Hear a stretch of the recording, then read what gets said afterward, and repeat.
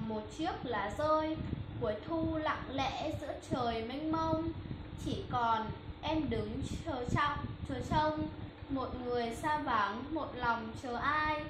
Chỉ còn đêm cuối hôm nay, ngày mai là úa cũng bay về trời. Chỉ còn giọt lệ khẽ rơi trên đôi mắt mỏi, cuộc đời trống trơn. Mùa thu lặng lẽ cô đơn, bỏ em với những dỗi hờn phải không? Tháng năm cô quạnh mênh mông, chỉ mong anh đến một vòng ấm êm. Nếu mai anh bước về bên một cành khô rụng dưới thềm mùa đông, người về xua hết lạnh không?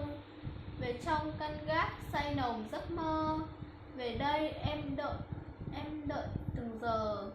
Về trong hơi ấm nên thơ ngày nào, về trao lời hứa ngọt ngào giữa mùa đông đến dạt dào yêu thương.